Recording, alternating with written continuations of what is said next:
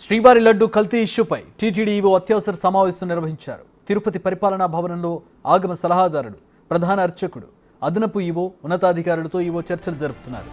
లడ్డు అపవిత్రత నేపథ్యంలో సంప్రోక్షణపై సమావేశంలో చర్చించారు. సాయంత్రం ఈవో సీఎంను కలవనున్న నేపథ్యంలో ఈ మీటింగ్ కీలకంగా మారింది.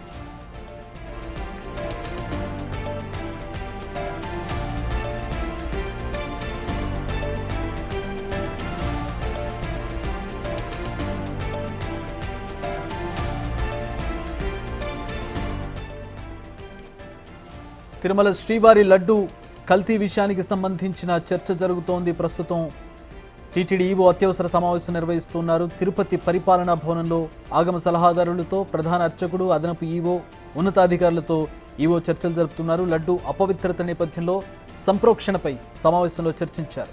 సాయంత్రం ఈవో సీఎంను కలవనున్న నేపథ్యంలో ఈ మీటింగ్ కీలకంగా మారింది.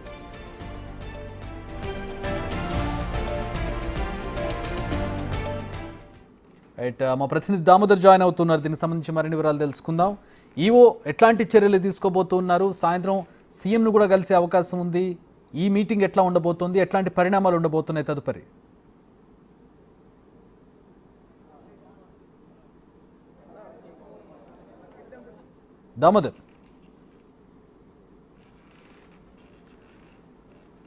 దామోదర్ వినబడుతుందా?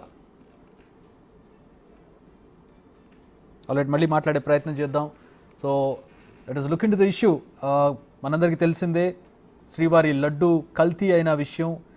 గత ప్రభుత్వ పాలనలో అక్కడ చేసిన బాధ్యులు ఎవరనే దాన్ని పక్కన పెడితే జరిగిన అపవిత్రత అనేది తెలుస్తూ ఉంది. అక్కడ ల్యాబ్ రిపోర్ట్ల ద్వారా ఆ విషయం బయటకు వచ్చింది.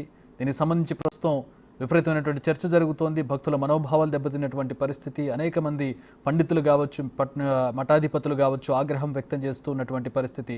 సో ఈ నేపథ్యంలో తగిన చర్యలు తీసుకోవాలని డిమాండ్లు వస్తూ ఉన్నాయి. మరి ఎలాంటి చర్యలు తీసుకోవాలి? ఒకటి, ఈ పనికి పాల్పడినటువంటి వాళ్ళ మీద చర్యలు తీసుకోవడం. రెండవది, ఆలయం అపవిత్రతకు గురైంది కాబట్టి దానికి ఆగమ శాస్త్రాలను అనుసరించి ఏం చేయాలనే దానికి సంబంధించి కూడా చర్యలు తీసుకోవాల్సి ఉంటుంది. రైట్, మా ప్రతినిధి ప్రస్తుతం జాయిన్ అవుతూ ఉన్నారు. దామోదర్ ఎట్లాంటి నిర్ణయాలు తీసుకోబోతున్నారు? దీని మీద ఎట్లాంటి రెస్పాన్స్ వస్తుంది? ఆ శుద్ధి కార్యక్రమం కంపల్సరీ జరగాలని అందరూ హిందువుల యొక్క మనోభావాలు. దీన్ని మీ ద్వారా కూడా అదే చేస్తే బాగుంటుందని మేము కూడా తెలియజేసుకుంటున్నాం. ఏదైతే ముఖ్యంగా పర్చేజింగ్ కమిటీ ద్వారానే పంపిణీ కొనసాగింటుంది. దీనివల్ల ఎలాంటి పర్చేజింగ్ కమిటీలో ఉన్న సభ్యుల మీద చర్యలు తీసుకోవాలా, లేకపోతే అధికారుల మీద తీసుకోవాలా, ఎవరి మీద ఈ చర్యలు తీసుకోవాల్సి ఉంటుంది? అంటే పర్చేజ్ కమిటీ అనేది ఉండొచ్చు, కానీ వెనకాల అదృశ్య శక్తులు ఉంటారు.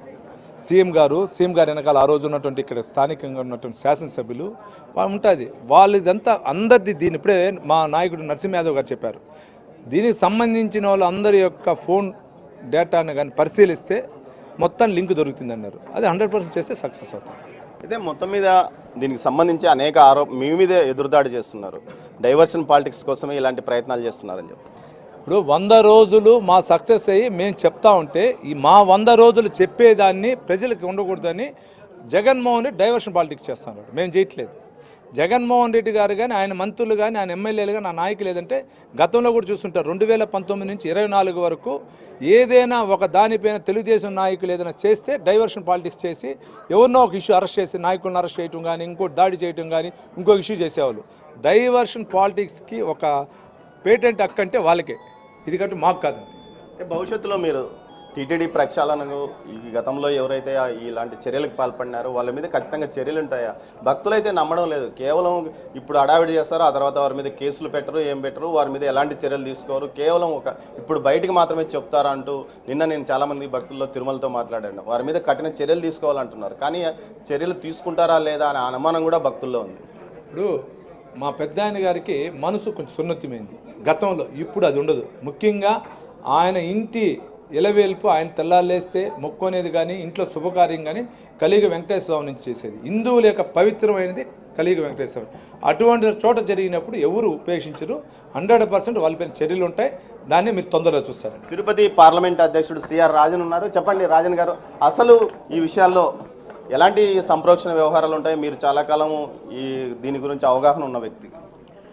ఇది మొత్తం పండితుల్ని, ఆగమ శాస్త్ర నిపుణుల్ని అందరిని పిలిపించి ఖచ్చితంగా దీనికి ఎలాంటి సంప్రోక్షణ చేస్తే బాగుంటుందో దాన్ని ఖచ్చితంగా నెరవేర్చాల్సిన అవసరం ఉంది.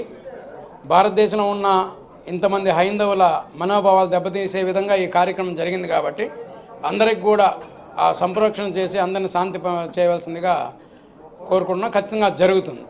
Thank you. చక్రి, ఏదైతే దీనికి సంబంధించి సంప్రోక్షణ కార్యక్రమాలను నిర్వహించాలి, ఏ విధంగా నిర్వహించాలి అన్న అంశం మీదనే ప్రస్తుతం ఈవో ఉన్నతాధికారులతోనూ అదేవిధంగా ఆగమశాస్త్ర పండితులతోనూ వేద పండితులతోనూ అర్చకులతోనూ సమావేశం నిర్వహించాడు. ఆ సమావేశం పూర్తయిన తర్వాత ఆయన ఈరోజు సాయంత్రం సీఎం చంద్రబాబు నాయుడుని కలవనున్నారు. చంద్రబాబుతో సమావేశమైన తర్వాత వివిధ మఠాధిపతులు, ముఖ్యంగా ఏదైతే శంకర మఠము అదేవిధంగా పూర్వం శంకరాచార్యులు ప్రతిష్ఠించిన మఠాలతోనూ వైష్ణవ మతాలతోనూ మఠాధిపతులతోనూ ఆయన చర్చించి ఆ తర్వాత ఒక నిర్ణయం తీసుకునే అవకాశం ఉంది. ముఖ్యంగా అయితే ఇప్పటి వరకు ఏ మఠాధిపతి కానీ ఏ పీఠాధిపతి కానీ ఈ విషయం మీద స్పందించలేదు. అయితే వారి అభిప్రాయాలు తీసుకుంటారా లేకపోతే ఆగమశాస్త్ర సలహాదారులు చర్యల ప్రకారం తీసుకుంటారా? గతంలో రామానుజాచార్యులు ఏదైతే తిరుపతికి సంబంధించి పూజా విధానాలు ఎలా ఉండాలి, ఎలాంటి చర్యలు తీసుకోవాలి అన్న అంశం మీదనే ఆయన ఒక నిర్దేశిత నియమావళి ఏర్పాటు చేశారు. ఆ నియమావళి ప్రకారమే భవిష్యత్తులో ఎలాంటి చర్యలు తీసుకోవాలి అన్న అంశం మీదనే అధికారులు ఈరోజు సమావేశంలో నిర్ణయం తీసుకున్నట్టు తెలుస్తుంది. మొత్తం మీద అటు దేశవ్యాప్తంగా ప్రపంచవ్యాప్తంగా ఉన్న హిందువుల మనోభిప్రాయాలు ఏమాత్రము దెబ్బతినకుండా తగిన సంప్రోక్షణ చర్యలు తీసుకునే అవకాశం ఉంది. Chakri. All right, thanks for the updates Damodar.